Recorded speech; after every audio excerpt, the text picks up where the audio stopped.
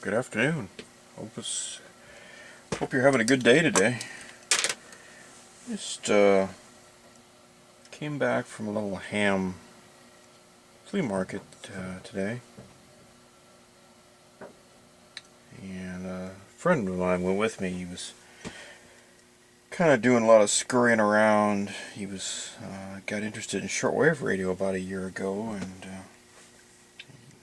got a kind of inexpensive, but an older unit, and needed a little touch up, but he's had quite a bit of fun. About a year's worth of time. Kind of was looking for something new, or maybe something new to play with, or something, maybe a few more features, or a little updating. He's kind of stuck in the vacuum tube age here, so I think he'd like to bump up to at least something maybe a little transistorized. And while he's busy running around scurrying here and there, I was over looking at the useless junk that nobody wanted anymore or was broke. I got a hold of this is a little Sony, an IFC SW76GR. It's got some kind of an issue. It won't really turn on. The clock runs, so I got a $10 clock. I've got one of these already. It's a pretty good little radio. And while he was busy scurrying around, he kind of run away and gather some information and come back, ask me a few questions, and then he'd run off again. And I got to thinking, I thought, well, these are probably questions that most people have when they're buying maybe a shortwave radio. Some of the stuff kind of applies to buying other radios too, but we'll just kind of keep it on the old shortwave radio here. If you're gonna go get a hold of a shortwave radio, the first thing out of the starting gate there is to decide kind of what you're looking for. One of the things I do is I've kind of got a list of criteria I've made, and I kind of give those a little plus or minus or a number, and then I add up the pluses and minuses or the numbers, and it kind of helps me decide.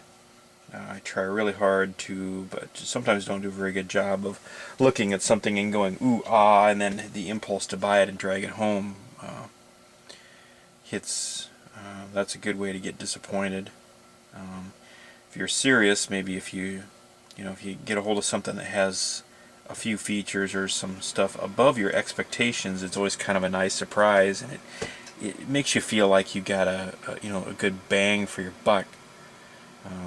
One of the first things you're going to have to decide is whether you want to buy a new radio or a used radio. My suggestion is if you're unless you know who you're buying from or what's going on, you may be better off with a new product. Now, that being said, there are a lot of different types of shortwave radios.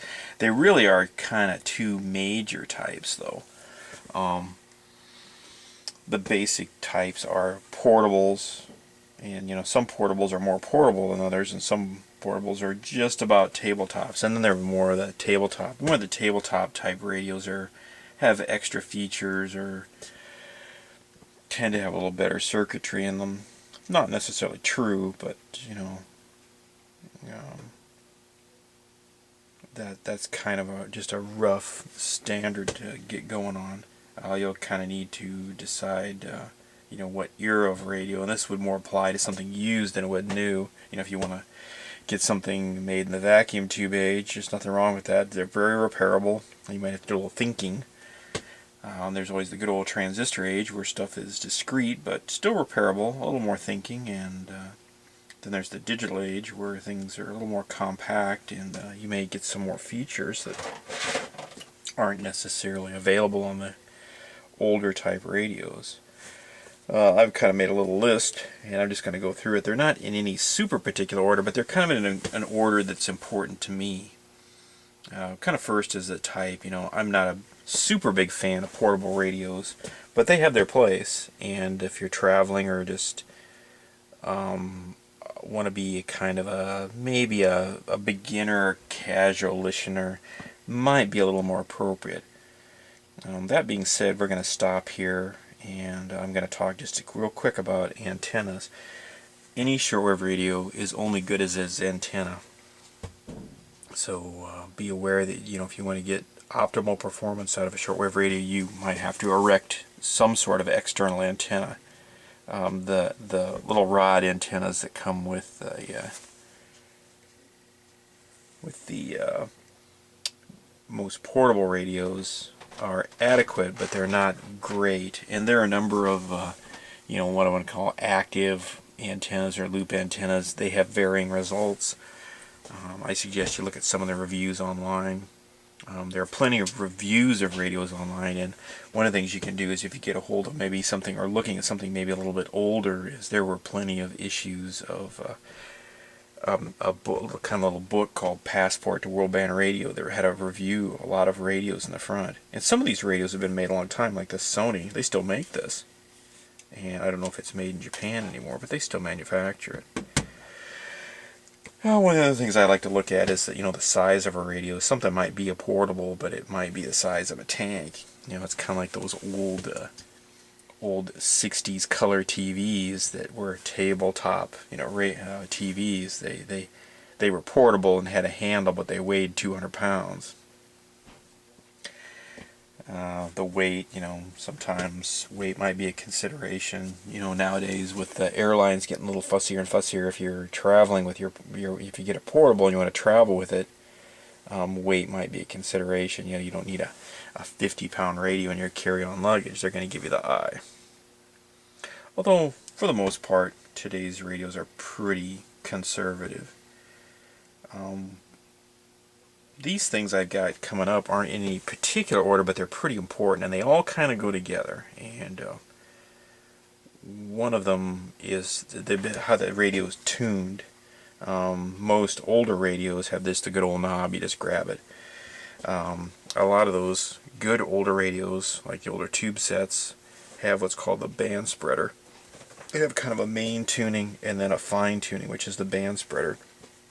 It's really tough to pick out some of the stations nowadays. The world bands are pretty crowded. They're twice as crowded as the FM bands, and there can be a lot of stuff packed in there. So ability to kind of fine-tune a radio can be pretty important. Selectivity to me is also pretty important. It's kind of like trying to pick out a pretty quiet voice in a noisy party. It can make it pretty tough. If you have a lot of loud stations next to a very quiet station, it can cover it up.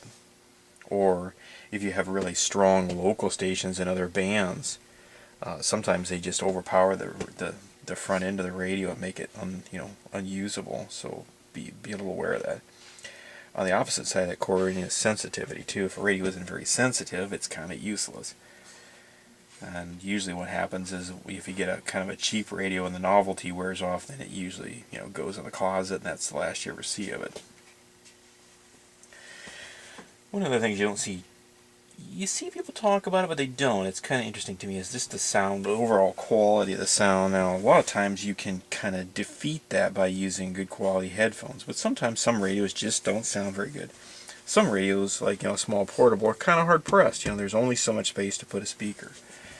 Some radios have tone controls and stuff, or minimalistic tone controls. The Sony is kind of a perfect example. Their idea of a tone control is a switch, which is music and news.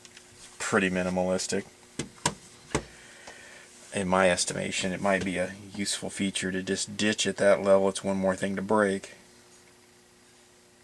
Durability. How well is something put together? How well is it going to last? I see a growing wave of people complaining about I got a new product and it lasted about a year, just long enough to get out of the warranty period. And I kind of think that's what they call planned obsolescence. Here in short attention span theater, we don't seem to hang on to things as long as we used to. I question whether something like this will make it 50 years. I don't doubt that it could with proper care, but I just wonder where, I've got some older tube sets that, somebody sees them and they immediately want to get a hold of them and fix them up and keep them going. That doesn't mean that the tube sets are better sets. It just means that they're more durable. They're, made out of metal parts. And you could do something at home to refinish them. That brings me to repairability. If it's kind of it's a double-edged sword. You buy an inexpensive product and it's disposable, and if you'd like to get it repaired, usually the manufacturers, it seems like nowadays, say, yeah, you paid $150 for this. Oh yeah, we can fix that for $130. Well, for another $20 you can get a new radio. Maybe you'll get a different brand. So maybe a product that's more durable would be a better deal in the long run. Do you fix it or toss it? I honestly believe a lot of these little portable radios aren't in it for the long haul. They probably have a 10 to 20 year lifespan. Perfect example is some of Sony's earlier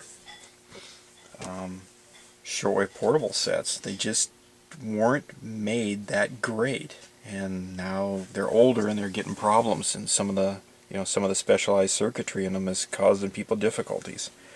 It's kind of sad. One of my other pet peeves is, and this is a double-edged sword, is you're trying to make a small radio, but you want an external connector. Well, a lot of them have these little 1/8" jacks, and I really have an issue with that. A lot of times people get these big heavy-duty, kind of adapters to adapt from the connectorizations they have to bring an antenna in the house. So they get this big thing hanging off there, and that works, it's fine. My concern is that if you bump that a little hard, you might break it off. I always make little tails and adapt that, to a little tail, and then put the connectorization. It gives you a little rubber, kind of movable room there.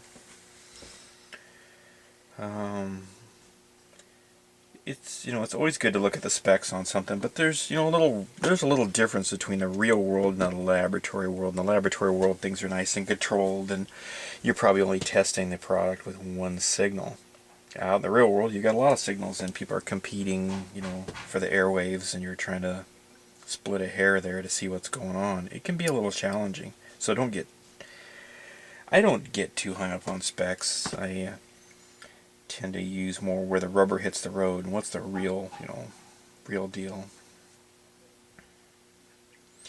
Price is always a consideration. I got a hold of this for $10. I'm not really out anything. I've got a really expensive clock radio if I can't get it fixed, or I can probably get my money's back out of it for somebody else that wants to take a crack at it, or they need a part. Maybe somebody's got a button that got damaged on their older Sony, and Sony doesn't have a part, or they want $100 to fix the thing.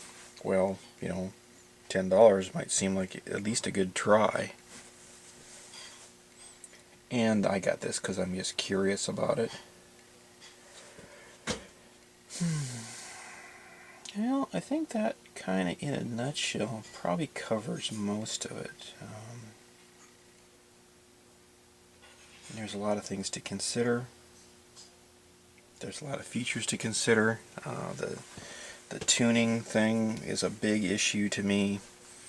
It kind of changes as the sets have gotten older. The old tube sets are pretty much analog tuning. The new digital sets are direct entry and kind of have up-down buttons, which I find a little tedious. Some of them have scanning features, which can be good and bad. How do they scan? What makes them stop? A lot of these sets don't have any way to adjust the sensitivity of the scan, so it's whatever the manufacturer kind of picked out there. Now, there again, a more advanced set like a tabletop set might have some better features, but there again, the tabletop sets are more expensive. It's all about balance. Like I said, I think you ought to get a piece of paper and write down the features you think, what's important to you.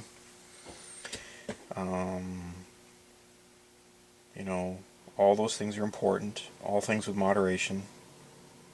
Realistically, one of the things I didn't talk about here was powering. How the set's powered. If you buy a tabletop set, it may only be AC powered. The small sets like this little Sony are kind of hybrid. They have a battery power, or you can use a battery pack, replacement pack, or AC wall wart pack. That's turning into a little bugaboo. A lot of the more modern sets have specialized batteries, which I wonder, are they going to be around in 10 years? The newer sets, they're trying to save a buck. They don't come with wall packs, or and if they do, they're noisy. it doesn't do any good to have a noisy wall pack if it injects noise into the radio. Some of them can't run while the wall pack is plugged in. They're intended to solely charge the radio. Some of them rely on you having a laptop or a power supply for a cell phone or something. Those are tricks to cut costs, but I don't know. Did the radio come with... This radio would have probably came with a little case. This one's missing the case. A little case is nice, especially if it has a couple pockets to store some extra batteries and stuff. I guess, think about that real carefully, especially if you're a new person trying to get interested in shortwave. There's plenty of things to listen to, despite what, kind of I think the consensus is. I don't think shortwave will ever go away. It's been around forever. It'll be around forever. There's plenty of news programs. There's plenty of just programming programs. I regularly listen to some interesting, funny programs from Australia. I hear programs here in the U.S. from Canada. There's a lot of, interesting music and jazz and those types of things if you're interested in, kind of historical stuff. There's plenty of weird pirate stations, and there's just all sorts of weird stuff. If you get a little more advanced set, you can listen to the amateur bands, the ham radio bands. That might be a good gateway to get you interested into ham radio if you want to get interested. I know a lot of people that started out listening to shortwave and got interested in ham radio.